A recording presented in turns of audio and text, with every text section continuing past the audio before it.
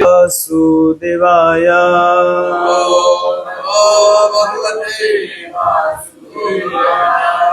ओम नमो भगवते वासुदेवाय।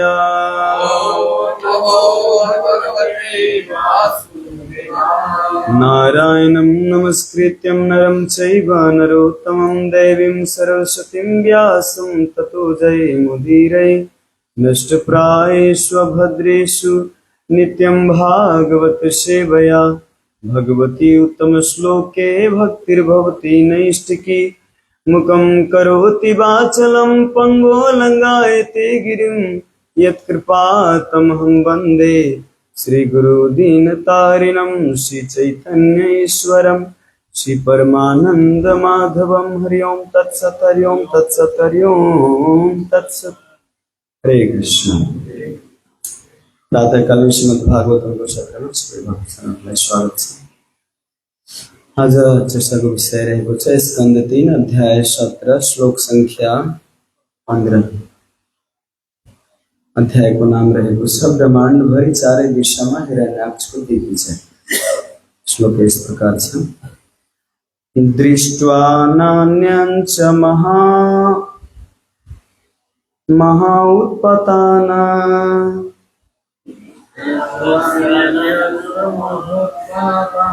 दृष्ट्वान्यान च महाउत्पताना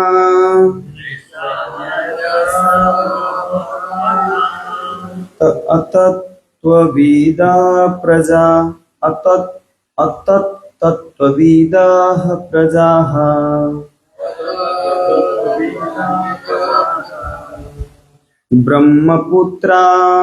ब्रह्मपुत्रान् ऋते भिता मे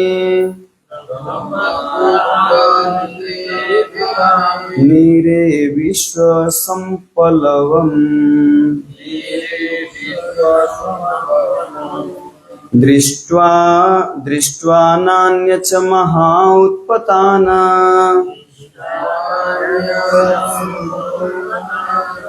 अतत्त्वविदाः प्रजाः ब्रह्मपुत्रान् ऋते भिताः मेनिर्विश्वं सम्पलवम्। दृष्ट्वान्यान् च महाउत्पतान् अतत्त्वविदाः प्रजाः ब्रह्मपुत्रान् ऋते भिताः मेनिर्विश्वसम्पलवम्।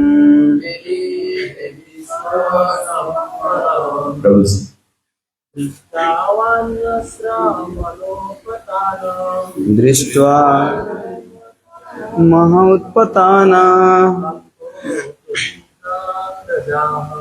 अतत्त्वविदाः प्रजाः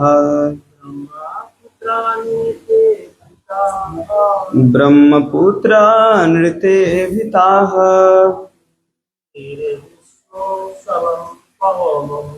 मेनिर्विश्वं सम्पलवम्। माताजी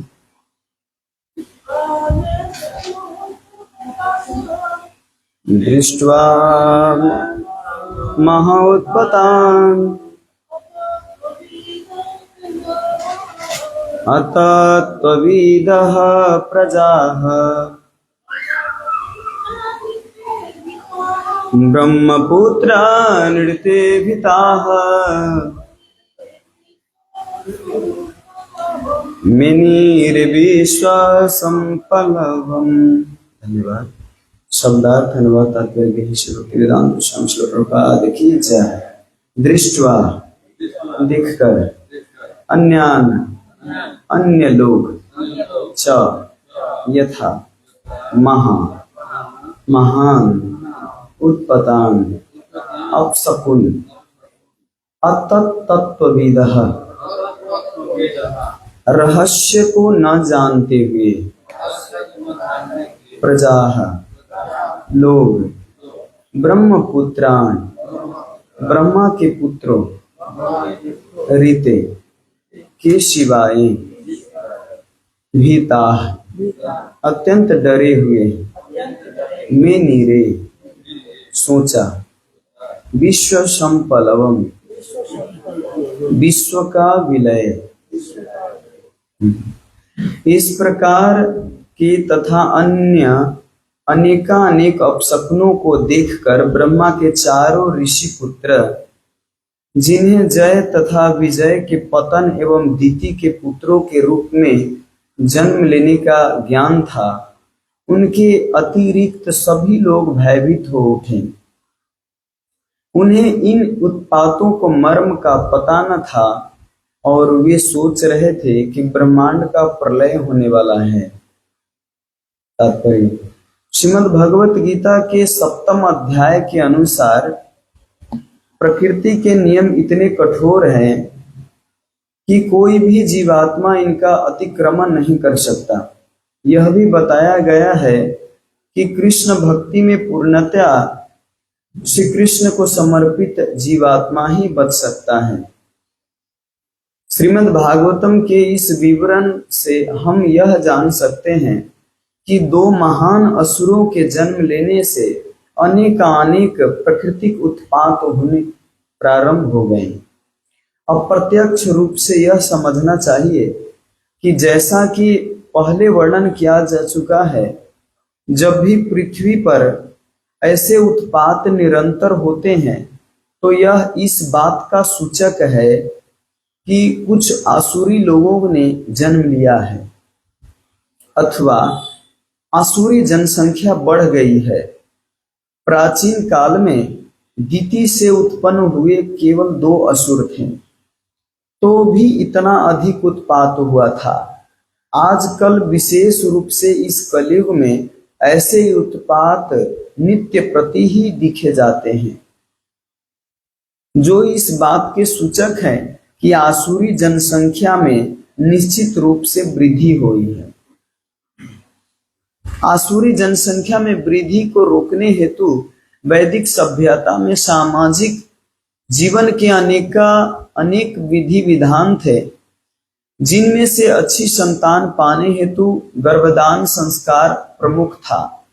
श्रीमद् भगवत गीता में अर्जुन श्री कृष्ण से कहते हैं कि यदि वर्ण संकर लोग उत्पन्न होंगे तो यह संपूर्ण संसार नरक जैसा लगेगा। लोग विश्व में शांति के लिए अत्यंत चिंतित हैं, किंतु गर्भदान संस्कार का लाभ न उठा सकने के कारण अनेक अवांछित शिशु जन्म लेते रहते हैं। जिस प्रकार दिति के गर्भ से असुर उत्पन्न हुए थे, दिति इतनी काम आतुर थी कि उसने अपने पति को अशुभ समय में संभोग हेतु बाध्य कर दिया, जिसके कारण उत्पात मचाने वाले असुरों का जन्म हुआ। मनुष्य को चाहिए कि संतान उत्पन्न करने हेतु संभोग करते समय नियमों का पालन करे, जिससे अच्छी संतान उत्पन्न हो। यदि प्रत्येक परिवार वैदिक विधि का पालन करे तो अच्छी संतानें उत्पन्न होगी, असुर नहीं होंगे और विश्व में स्वतः शांति स्थापित हो जाएगी। यदि हम अपने जीवन में सामाजिक शांति के नियमों का पालन नहीं करते तो हमें शांति की आशा भी नहीं करनी चाहिए। उल्टे हमें प्रकृति के नियमों का कठोर प्रतिक्रियाओं से जूझना होगा। श्रील प्रभुपाद की जय।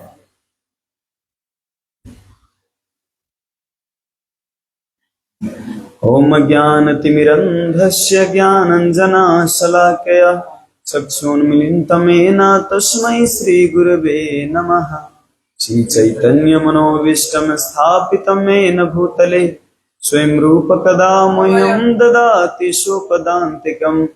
वन्देऽहं श्रीगुरो शिवतापदकमलं श्रीगुरो वैष्णवांश श्रीरूपं साग्रजातं सगन रघुनाथान्वितं तं सजीवं साद्वैतं सावधूतं परिजनसहितं कृष्ण चैतन्य देवं श्री राधा कृष्ण पादान सगन ललिता श्री विसखान्वितांश। हे कृष्णा करुणा सिंधु दीनबंधु जगतपते गोपेश गोपिका कांत राधा कांत नमस्तुते।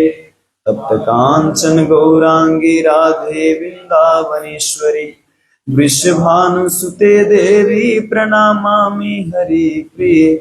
वाञ्छाकल्पतरुभ्यश्च कृपा सिन्धुभैव च पतितानां पावनेभ्यो वैष्णवेभ्यो नमो नमः। नमो विष्णुपादाय कृष्णपृष्ठाय भूतले श्रीमते भक्तिवेदांत स्वामीति नामिने। नमस्ते सारस्वती देवे गौरवाणी प्रचारिणे निर्विशेष शून्यवादी पाश्चात्य देश तारिणे।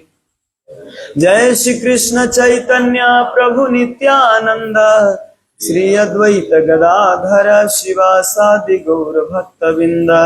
हरे कृष्णा कृष्ण कृष्ण हरे हरे हरे राम राम राम हरे हरे। हरे कृष्णा। श्रील प्रभुपाद की जय। तो फिर से प्रातःकालीन श्रीमद् भागवतम के सत्र में स्वागत है। बहुत ही महत्वपूर्ण तात्पर्य है श्रील प्रभुपाद जी के, याद कर लीजिएगा, फिर से एक बार पढ़िएगा, बहुत महत्वपूर्ण है। 3 अध्याय नहीं 3 स्कंद, अध्याय 17 और अध्याय क्या कहते श्लोक संख्या 15 के तात्पर्य बहुत महत्वपूर्ण। तो प्रभुपाद जी यहाँ पे जैसे अशुभ अपशकुन सब जितने भी आ रहे हैं हिरण्यकशिपु की वजह से, आज कल प्रभुपाद जी तात्पर्य में बताते हैं कि अभी जो जितने भी आसुरी सभ्यता या आसुरी प्रवृत्ति या जितने भी असुर लोग जन्म ले रहे हैं या जितने भी उत्पात हो रहा है, ये सब का कारण अभी भी आसुरी प्रवृत्ति हो। उस समय तो केवल हिरण्यकशिपु हिरण्याक्ष और कुछ असुर थे, और असुर बनने के लिए एक्चुअली पूर्व जन्म का जो कर्म होता है कि तो वो नास्तिक होता है, भगवान के विरोधी, कि तो वो भक्त का विरोधी होता है। जो असुर बनता है वो भक्त का विरोधी कि तो भगवान का विरोधी होता है, नास्तिक। और कित त्रिविधम नरकस्य इदम द्वारम नाशनम आत्म काम क्रोध तथा लोभ। ये जो 3 द्वार है नरक के द्वार, तो काम क्रोध लोभ मोह, इससे भी अगर ये सदा हमारे अंदर ये असुर बैठा रहे तो फिर अगले जन्म में भी असुर का ही जन्म मिलता है। देवी देवता इवन क्या कहते शास्त्र का अगर हम नियम पालन नहीं करें, स्वतंत्र जो जीना चाहते हैं, जो स्वतंत्र रूप से अपना कोई इवन प्रभुपाद जी, आप भगवत गीता के 16 अध्याय पढ़ो, 16 अध्याय के पहले ही तात्पर्य में प्रभुपाद जी बताए हैं कि ऑथोरिटी का भी पालन नहीं करना चाहते, वो स्वतंत्र अपना जीना चाहते, स्वतंत्र जीवन जीना चाहते। तो ऐसे व्यक्ति भी ज्यादातर असुर प्रवृत्ति का होता है और असुर योनि में जाता है। असुर योनि में जाके असुर योनि कैसे होता है, अर्जुन प्रश्न पूछते हैं भगवान कृष्ण से, और ये आता कैसे है? जैसे आप युद्ध करने के लिए हमें बोल रहे हो, आप ये भी तो आसुरी प्रवृत्ति है ना, मैं इतने लोगों को मारूंगा तो ये आसुरी प्रवृत्ति, मेरे अंदर ये काम क्रोध लोभ है और मैं भी युद्ध करूंगा तो ये भी आसुरी प्रवृत्ति। तो भगवान कहते हैं नहीं, 2 प्रकार के होते हैं, आसुर और दैवी। तुम जो हो अपने इंद्रिय तृप्ति के लिए नहीं कर रहे हो। देखिए भगवान स्वयं वहां पे कह रहे हैं युद्ध करो, फिर भी अर्जुन शुरू में उनका हाथ कांप रहा है, जो कि दुर्योधन जो आसुरी प्रवृत्ति के व्यक्ति थे, वो एक सुई के नोक के बराबर भी एक जगह नहीं देना चाह रहे थे, है ना। जो इनका भाग था, पूरा आधा भाग था 5 पांडव के, वो भी भाग नहीं देना चाह रहे थे। इतना इनके ऊपर अत्याचार किया हुआ था पांडव के ऊपर, लेकिन फिर भी अर्जुन सोच रहे थे मैं क्यों झगड़ा करूं, मैं क्यों मारूं इनको, इससे अच्छा तो कमंडल लेके मैं भिखारी बन के बरू, भिक्षा मांग कैसे जीवन चला लूं। लेकिन भगवान कह रहे नहीं, जो अत्याचारी है, जो अन्याय करता है, उसको दंड देना तुम अपने लिए मत करो, तुम मेरे लिए करे। जैसे गवर्नमेंट का जो पुलिस होता है, अगर अपने से जाके किसी को गोली से उड़ा दे तो उसका दोष क्या लगता है, उसको जेल में बंद कर देंगे। पुलिस हो तब भी बिना दोष के अगर किसी को गोली से मारेंगे या पीटेंगे, तो चाहे वो कानून के ही आदमी क्यों ना हो, है ना। लेकिन अगर सरकार अगर आदेश दिया उनको जाके उसको मारो, और टेररिस्ट है, आतंकवादी, उसको मारो, तो फिर अगर वो पुलिस वो आतंकवादी को अगर मारेगा तो उसको फिर सजा नहीं मिलेगा, उसको गोल्ड मेडल मिलेगा। क्यों? क्योंकि आतंकवादी को मारे। इसी तरह भगवान श्री कृष्ण वहां पे अर्जुन को बोलते हैं कि ये जितने भी अत्याचारी है, अन्याय करने वाले, इनको मारने के लिए मैं कह रहा हूं, तुम अपने इंद्रिय तृप्ति के लिए नहीं मारो।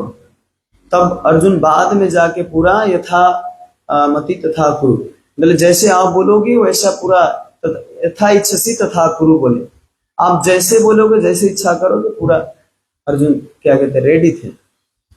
तो आसुरी सभ्यता के अनुसार मैं तुलना कर रहा था कि पूर्व में एक बार जब अश्वत्थामा उत्तरा के गर्भ में परीक्षित महाराज को जब मारना चाह रहे थे अश्वत्थामा, तो उस समय उत्तरा माता इतना अच्छा से प्रार्थना करते हैं, कहते हैं पाहि पाहि महायोगिन देव देव जगतपते नान्यम तोद्भयं पश्येत् यत्र मृत्यु न संशया।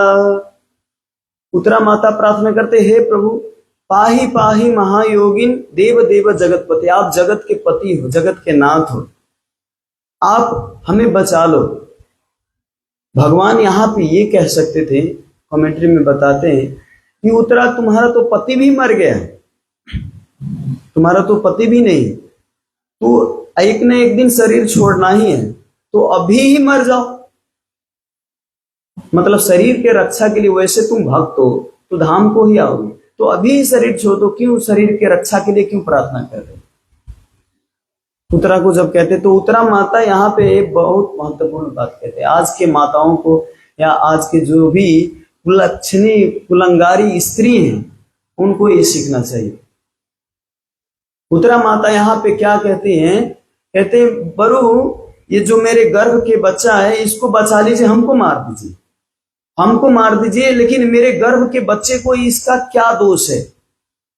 इस बच्चे को तो जन्म लेना पूरा अधिकार है, इस बच्चे को जन्म दीजिए कि वंशज बढ़े, और इस बच्चे को आप रक्षा करो, हमें मार दो, हमें टेंशन नहीं कि हम बचे, हमें रक्षा मत कीजिए, आप हमें बच्चे को बचा दीजिए। तो देखिए अब आज की स्त्री से तुलना कीजिए। अभी एक घटना हुआ, एक व्यक्ति आया था और बता रहे थे कि प्रभु जी गर्भ में हैं 2-3 महीने के बच्चे, तो 2-3 बच्चा पहले से ही ऑलरेडी है, इस बच्चे को कैसे, यही 2-3 बच्चे पालन पोषण करने में तो दिमाग खराब हो रहा है, और ये बच्चा आ जाएगा तो और ज्यादा दिमाग खराब करेगा, इसीलिए इसको मार देना क्या उचित है प्रभु जी? मतलब मार देना, वो डायरेक्ट रूप से नहीं बोल रहे थे मार देना, वो तो मार देना ही है ना, एब्यूशन क्या कहते हैं, गोली खा लेना। तो वो बोल रहे थे कि गोली खा के ऐसा एक कोई अपराध है प्रभु जी, पाप है। मैंने बोली ये अपराध नहीं, जघन्य अपराध है, महाअपराध। ये ऐसे ही आप फिर जब जाओगे ना अगले जन्म, ये सब भोगना पड़ेगा, गर्भ में ही आपको फिर इसे निपटना पड़ेगा। ऐसे ही असुर प्रवृत्ति वाले लोग जन्म लेते हैं। मैंने बोला ये जघन्य अपराध है। कोई जीव आके उसका क्या कर्म है वो आके इस संसार में खत्म करना चाहते। मनुष्य योनि में बहुत, मनुष्य जन्म इतना दुर्लभ है, दुर्लभ मानुषम जन्म तद अपि अधुर्वम अर्थदम, इतना अर्थवान है और इतना मूल्यवान है मनुष्य जीवन। और मनुष्य जीवन में कोई जीव आत्मा आ रहा है और आप उसको आने से पहले मार देना चाहते हो, तो ये तो जघन्य अपराध है। जब ये बात बोले कि हाँ प्रभु जी तो मैं जानता हूँ, थोड़ा सुना भी हूँ लेक्चर में यूट्यूब से कि जघन्य अपराध है, वो जाके ये बात अपनी क्या कहते पत्नी से बताई, और बताई, इसके बाद जाके वो बोली, और सुनते ही जब ये लेक्चर दिए कि ऐसा नहीं करना चाहिए, जघन्य अपराध है, तो और ज्यादा उनकी पत्नी और ज्यादा 2 गोली खा ली उसी समय मारने के लिए। वो प्रभु जी आके यहाँ पे रो रहे थे, मतलब बाहर के हैं, बहुत दूर के हैं, तो मिलने आए थे। तो बता रहे थे प्रभु जी मैं कुछ कर ही नहीं सकता, कोई बात सुनता ही नहीं, हम पालन करेंगे, मैं घर के व्यक्ति हूं तो मैं पालन करूंगा, लेकिन उसका जो इच्छा हुआ हुई थी, आसुरी प्रवृत्ति वाले आजकल थे। तो वो माता उतरा थी जो अपने आप को मार के बच्चे को बचाना चाह रहे थे। आजकल के ऐसी माता हैं जो खुद बच्चे को मार के अपने आप को जीना चाहते हैं। ते आसुरी प्रवृत्ति वाले व्यक्ति ऐसे जन्म लेते हैं, और ऐसे ही व्यक्ति जाके क्या कहते हैं, राक्षसनी बनते हैं, जो दूसरे को अधिकार के हनन करते हैं, मारते हैं। तो बहुत विडंबना के अभी इतना समय, मतलब दुष्ट क्या कहते हैं, गलत समय आ गया है कि कोई किसी पे विश्वास करता ही नहीं। उठ गया विश्वास, थोड़ी सी अगर कुछ हुआ तो मन में डाउट, थोड़ी सी अगर कुछ हुआ तो कोई किसी पे विश्वास कर ही नहीं रहा, और इसीलिए टाइम पर विवाह नहीं कर पा रहे। ये चाहे मेरा शहजादा आके कब आके कोई आई लव यू कहेगा तो हम विवाह करेंगे, मतलब समय के प्रतीक्षा में, और हमारे एक्सपेक्टेशन से विवाह, हर का अपना अपना एक्सपेक्टेशन है, और ये एक्सपेक्टेशन के कारण विवाह इतना लेट हो रहा है। 30 कट जा रहा है, तब जाके उनको अनुभव होता है, जब अकेलापन अनुभव होता है तब जाके वो विवाह करता है। विवाह करने के बाद अब क्या होगा, इनका मेंटालिटी जो था पहले जीने का, और इनका मेंटालिटी जो पहले का जीने का था, दोनों जब एक साथ में आते हैं, जब लेट विवाह होने पर, तो कोई किसी से एग्री नहीं होता, वो और ज्यादा द्वंद्व होने लग जाता है, कुछ ही दिन में डिवोर्स हो जाता है। इसीलिए शास्त्र में आप देखिए वो तो 16 वर्ष, 17 वर्ष, 18 वर्ष का विवाह हुआ। सीता माता का विवाह कितने वर्ष में लिखा गया, वो उसमें 12 वर्ष के थे। एक्चुअली वैसा विवाह का अर्थ ये नहीं कि जाके संभोग करने के लिए विवाह होता है, ये पति पत्नी का संबंध है, और ये पहले से जब जिम्मेवारी होता है अपने ऊपर, तो वो व्यक्ति बाहर सोचने का कोई मौका ही नहीं मिलता, कहीं जाने का मौका ही नहीं मिलता। इसीलिए समय में ही विवाह जब करते हैं व्यक्ति, तब जाके बाद में उसका वानप्रस्थ, संन्यास, ये सबका समय रहता है। लेट विवाह करने से न वानप्रस्थ का समय है न संन्यास का। उसका बच्चा ही जब 60 वर्ष का वो बूढ़ा होगा, उसका बच्चा 5 वर्ष का है, और उसका पालन पोषण कब, उसका नौकरी लगेगा, कब उसको सेटल करेंगे, कहीं बेटी हुआ ये सब, तो उसको सेटल करने में ही टाइम निकल जाएगा। तो आसुरी सभ्यता आ रहा है। और प्रभुपाद जी बताते हैं कि उस समय जब हिरण्यकशिपु जन्म लिया तो इतना अपशकुन हो रहा था, अभी इतना ज्यादा और ज्यादा प्रलय हो रहा है, कभी कोविड आ रहा है, तो कभी भूकंप आ रहा है, कभी बाढ़ आ रहा है, कभी कुछ न कुछ आ ही रहा है, कहीं प्लेन क्रैश हो जा रहा है, कहीं ट्रेन क्रैश हो जा रहा है ना, कुछ न कुछ मतलब ध्वस्त हो ही रहा है। आप न्यूज पे जाके देखो तो न्यूज पे ज्यादा कोई भी पॉजिटिव आप धार्मिक न्यूज सुन ही नहीं सकते, खाली नेगेटिव नेगेटिव, कहां ध्वस्त हुआ, कहां मरा, किसने किसको लेके भाग गया, खाली ऐसा ही न्यूज आप सुनेंगे। यहाँ पे इतने लोग मर गए, यहाँ पे, अरे आप मर भी गया तो आप बचा सकते हो उसको। तो ऐसा ही न्यूज सुन सुन के फिर भी आदमी को थोड़ा भी सीख नहीं आता, इसमें दिमाग नहीं लगाता कि हाँ इतना आसुरी प्रवृत्ति बढ़ रहा है, इतना वो हो रहा है। एक्चुअली एक महात्मा बता रहे थे कि आज के समय में अभी अगर कहीं कुछ अच्छा हो रहा है तो इसका कारण एक ही है कि साधु संतों की प्रार्थना, कहीं भगवान के भक्त प्रार्थना कर रहे हैं, कहीं पूजा पाठ हो रहा है, कहीं मंगल आरती हो रहा है, कहीं भागवत कथा हो रहा है, इसीलिए कहीं कहीं अच्छा ये आप सुनने को मिलता है। या कहीं भी जाओ तो थोड़ा प्रसाद भी मिल जाता है।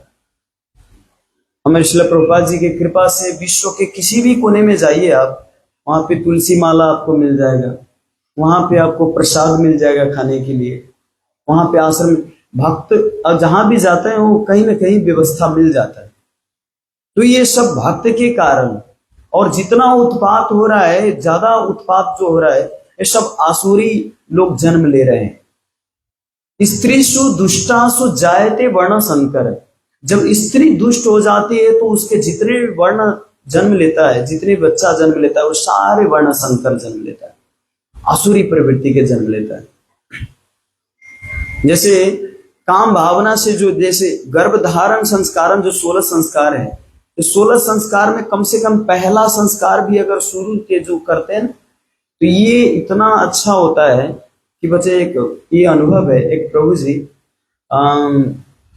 का नाम नहीं लूंगा, काठमांडू में, तो प्रभु जी गर्भधारण संस्कारन से पहला जो गर्भधारण संस्कार होता है ना, जो पहला जो समूह होता है, उसको करने के लिए पहले गुरु से पूछने गए कि आप हमें आशीर्वाद दो कि आज मैं जो वैष्णव उत्पत्ति के लिए मैं जो सोचा हूं वो आशीर्वाद दो, जो बच्चा पैदा हो वो वैष्णव हो, जो भी। तो प्रार्थना करने गए और गुरु से आज्ञा लिए, और इसके बाद जाके, ये गलत नहीं है एक्चुअली, जो भी भोग होता है वो गलत नहीं, लेकिन वो अगर तरीका से प्रोसेस शास्त्र में दिया गया है, जैसे भगवान स्वयं कहते हैं, जो क्या कहते हैं, अगर वैष्णव उत्पत्ति के लिए किया जाए तो मैं उसमें काम वासना हूं, है ना, भगवत गीता में बोले, अगर काम वासना को सही रूप से अगर प्रयोग किया जाए तो वैष्णव उत्पत्ति के लिए, हाँ, ये वैष्णव जाके बाद में, जैसे भक्ति विनोद ठाकुर के कितने पुत्र संतान थे,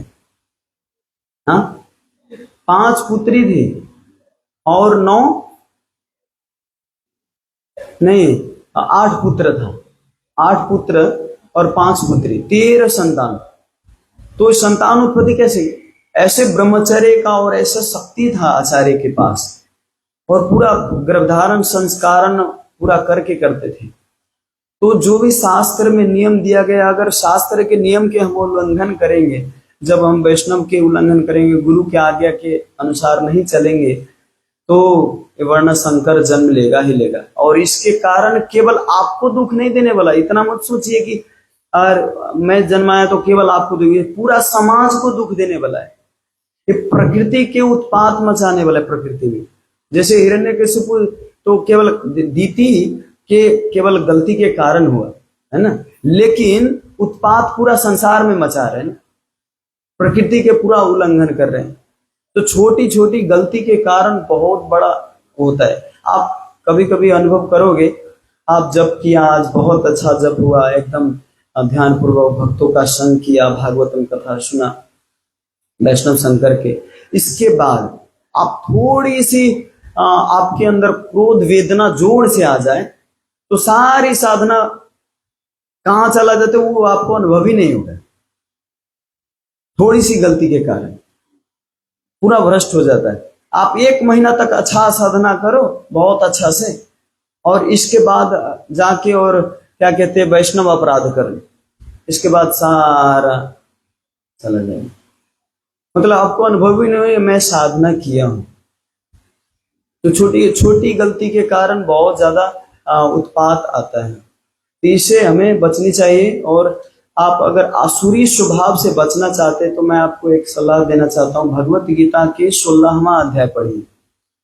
16वां अध्याय में दैविक और आसुरिक प्रवृत्ति वाले व्यक्ति कैसे कैसा होता है, और कैसा करने से क्या कहते हैं आसुरी प्रवृत्ति वाले जन्म लेता है, और दैविक प्रवृत्ति वाले कैसे जन्म लेता है, पूरा एकदम डिटेल में दिया गया है। दीति और क्या कहते हैं कश्यप जी का, इनका भी प्रसंग पढ़ेंगे तो इसमें पूरा प्रोसेस दिया गया है। गृहस्थ आश्रम के लिए बहुत अच्छा प्रसंग है, ये 3 स्कंद ही आप पढ़ सकते हो। इसमें बहुत अच्छा से गृहस्थ लाइफ में कैसे, इवन बच्चा कैसे जन्माना चाहिए, बेटा होगा बेटी होगा, ये सब कुछ दिया हुआ है। प्रभुपाद जी ने तात्पर्य में भी बताया है कौन किस भावना से करने से बेटा होता है और किस भावना करने से बेटी होती है, ये पूरा शास्त्र में डिटेल में बताया है। इतना मैं पढ़ा हूं, अगर स्त्री की काम वासना अगर प्रबल होता है तो स्त्री जन्म लेता है, अगर पुरुष की काम वासना प्रबल होता है तो फिर पुरुष जन्म लेता है। मतलब जो काम वासना होता है वो प्रबल कौन होता है, इससे पुरुष और स्त्री डिसाइड होता है। तो शास्त्र में कितना मतलब डिटेल, अगर गलत होता तो शास्त्र में दिया होता क्या? आचार्यगण ऐसे वर्णन करते, श्रील प्रभुपाद वर्णन करते, लेकिन वर्णन किस लिए कि हमें सावधान होने के लिए, है ना।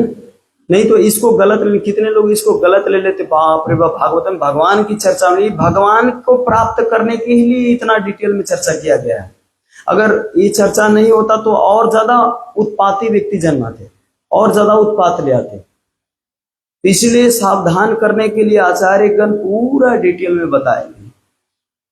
तो इसे हमें जीवन में धारण करनी चाहिए और उत्तरा माता से शिक्षा लेनी चाहिए। उत्तरा माता के आप पढ़ सकते हो, क्या कहते हैं, कुंती महारानी की स्तुति पढ़ सकते हैं। कुंती महारानी की कितना अच्छा स्तुति, स्त्री का एक स्वभाव। आजकल तो बाप रे थोड़ी सी भी सहन नहीं, न स्त्री का सहन है न पुरुष का सहन है, कोई सहन। इसी के कारण विवाह हो रहा है और ज्यादा वर्ण संकर, अपना लिविंग रिलेशनशिप चल रहा है। अब तो आजकल नेपाल में भी आ गया लिविंग रिलेशनशिप, पहले विदेश में था, नहीं अभी नेपाल में भी घुस गए। तो इसके कारण असुर जन्म लेता है ना? ठीक है, तो आज के लिए इतना। हरे कृष्णा। श्रील प्रभुपाद की जय। अनंत कोटि वैष्णव की जय। पिता है गौर प्रेमानंद।